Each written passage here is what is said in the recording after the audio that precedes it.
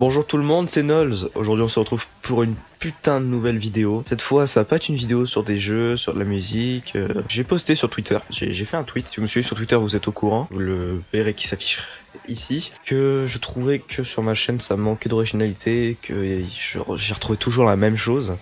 Et ça me gênait un petit peu, je vous avoue que voilà, ça me dérangeait un peu. J'ai commencé à réfléchir un petit peu. Et là, je suis tombé sur plein de trucs du genre ça. Bon, là, la blague est un peu longue. Non mais si vous voulez, je me suis dit, je vais essayer de faire une petite vidéo. Je vais tenter, je vais faire le montage, on va voir ce que ça donne au montage et est-ce que c'est vraiment bien. Je vais essayer de faire une vidéo entière à parler de mon jeu préféré. Donc ça reste toujours dans le contexte de la chaîne, c'est des jeux, tout ça. Mais je parle vraiment de ma licence préférée, de mes jeux préférés. Et là, dans ce cas-là, c'est un jeu des studios Ubisoft, c'est Assassin's Creed. Je vais vous parler d'Assassin's Creed dans cette vidéo, de comment la série est née. Je vais pas vous raconter l'histoire exacte, mais de ce que j'en sais, parce que je me suis quand même renseigné avant, je suis pas débile. Et même, je connais l'histoire sur le bout des doigts. Donc Assassin's Creed est né en 2007 avec Assassin's Creed 1, mais avant 2007, il y avait déjà des projets sur ce jeu parce que en 2004 Ubisoft a voulu faire un Prince of Persia un petit peu particulier. Ils ont voulu faire un spin-off de Prince of Persia sur l'assassinat et je vais vous mettre des vidéos en fond. Vous verrez que ça reste quand même assez,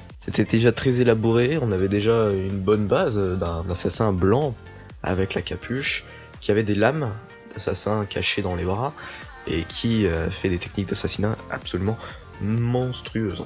Dans Assassin's Creed 1, donc le premier du nom à proprement parler, en 2007. Bon, je vous dirai pas exactement le mois, je sais juste qu'il est sorti en 2007. C'est un jeu extraordinaire pour son époque, vraiment pour 2007.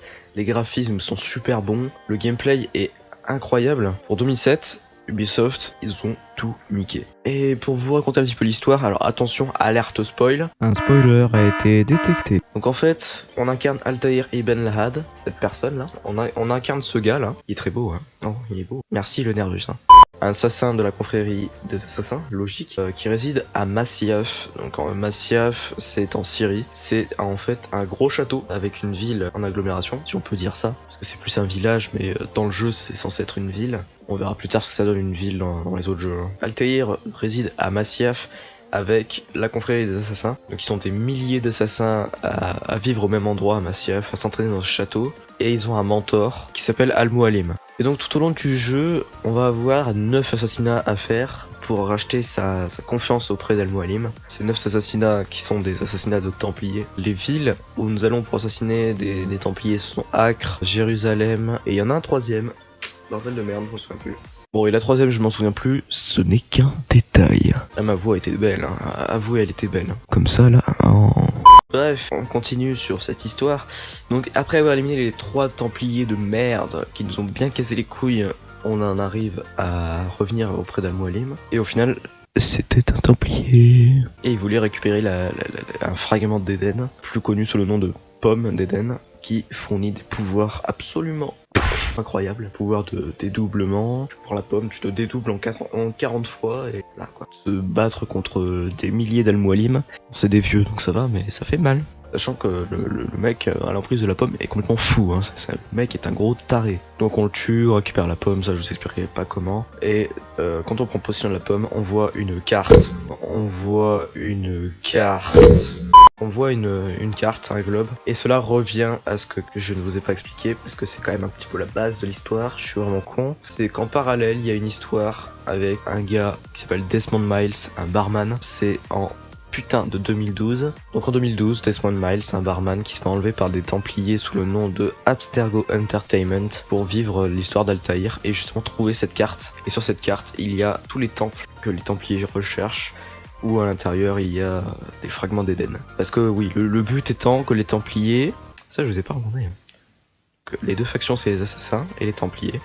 Les assassins se battent pour la liberté, les Templiers se battent pour le pouvoir. Et les deux veulent la même chose, pas de la même manière. Les putain de Templiers, ils veulent le pouvoir absolu, donc fragment d'Eden, pomme d'Eden, dédoublation de la personnalité, vous voyez le bordel. Donc ça c'est en bref l'histoire de Assassin's Creed 1, et c'est là que j'ai vraiment commencé à accrocher, parce que Altaïr Ibn Laad, pour moi c'est vraiment un personnage emblématique du jeu, vraiment, je ne peux pas le décrire autrement, c'est vraiment le personnage qui a fait naître cette série. Maintenant on en est à Assassin's Creed Odyssey, qui vraiment est dénaturé et devient plus un putain de RPG qu'un jeu comme il était avant. Je dis c'est pas plus mal, mais Assassin's Creed Odyssey je le vois plus comme un spin-off. On verra ça plus tard. Pour continuer, on va essayer de faire plus rapide parce que je vois que le temps passe et j'ai déjà consacré 11 minutes au premier. Donc dans le 2, dans Assassin's Creed 2, on a le droit à un nouveau personnage qui s'appelle Ezio, toujours en parallèle avec Desmond Miles, à la recherche d'un fragment d'Eden. Et c'est grâce à Ezio qu'ils vont le trouver. Un simple gars de Florence avec un père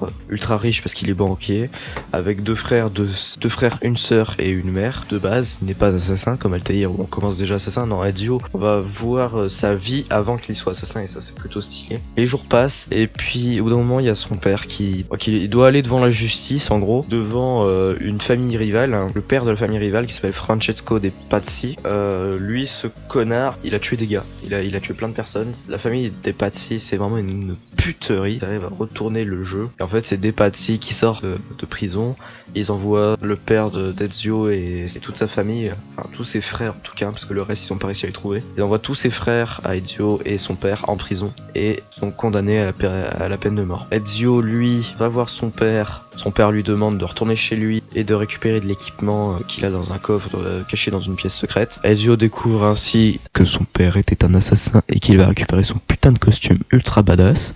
Et donc du coup le lendemain son père et ses frères sont éliminés comme des grosses merdes, pendus en plein milieu de la ville.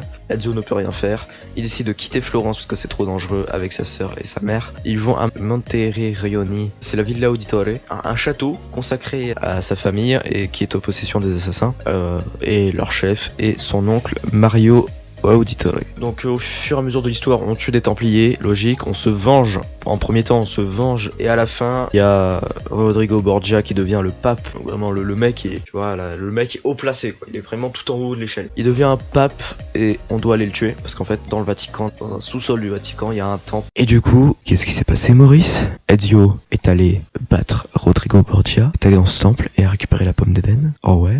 Mais à part ça, il a vu des visions, il a vu Junon. Junon pour vous c'est dans la... D'accord, c'est une déesse chez les Romains. Et cette déesse parle à Desmond en fait, qui lui est dans l'animus, mais elle parle indirectement à Desmond, alors qu'Ezio est devant lui.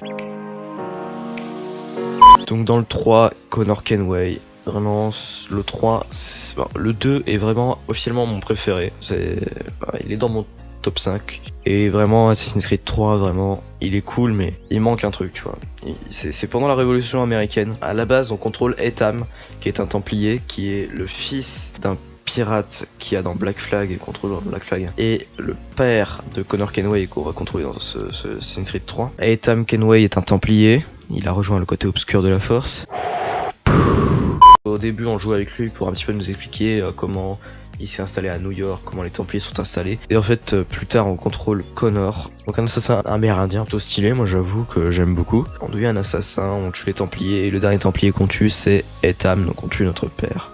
L'histoire se finit comme ça. Donc voilà, c'est les 3 principaux Assassin's Creed. Je vais pas vous raconter la suite parce que vraiment ça prendrait 1 heure. On est déjà à 20 minutes et je me suis speedé pour le 3. Pour vous faire un bref résumé, aujourd'hui, on a découvert que voilà, les sages se renouvelaient à chaque génération. Ça, on l'a découvert dans Unity. Et ça s'est confirmé dans Syndicate parce qu'en fait le fils, on a appris que Desmond Miles avait eu un fils et que c'est lui-même un sage. Et un truc qui m'a un petit peu déçu, c'est dans Origins qu'on ne joue pas en parallèle le fils de Desmond Miles, qui est pas une suite. Il y a toujours eu en parallèle une suite indirectement avec Desmond Miles. Il y a toujours dans Unity et dans ses quêtes, il y avait des cinématiques où on voyait Rebecca et Sean toujours, les anciens amis de Lucy et Desmond Miles. Et ouais, depuis qu'il est mort dans le 3, voilà, on a toujours une petite touche, genre dans Black Flag, on voyait le monde dans Abstergo, comment ça se passait, on a analysé le sujet 17, et on était le sujet 18, sujet 17 étant Desmond. Dans Rogue aussi c'était pareil, on nous demandait même de rejoindre les Templiers à la fin, sauf qu'on les avait trahis un petit peu en piratant les trucs pour les assassins, c'est cool. Dans Origins, quelle fut ma surprise quand je vu, il n'y avait aucune suite Il n'y a pas de suite dans la réalité en parallèle. Origins, c'est à fond de l'Assassin's Creed. Il n'y a pas de parallèle, il n'y a rien du tout.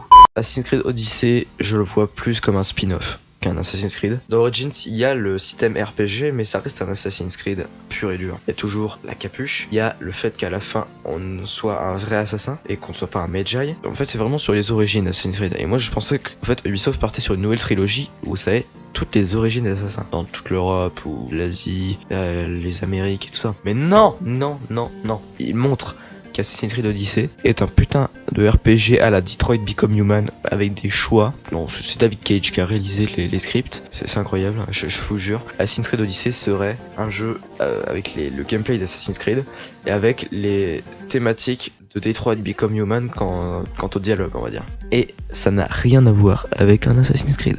Alors ça me fait chier parce que si ça fait comme en 2004 avec Prince of Persia qui fait un Assassin's Creed sans s'en rendre compte en mode spin-off. Là ils font pareil avec Odyssey, sauf que du coup ça arrête la série Assassin's Creed, ça laisse une amertume horrible sur le jeu, parce qu'ils ont oublié la petite capuche quand même. Hein, d'accord, c'est chez les Spartiates, mais ils ont quand même oublié la petite capuche. Faites un effort les gars quand même.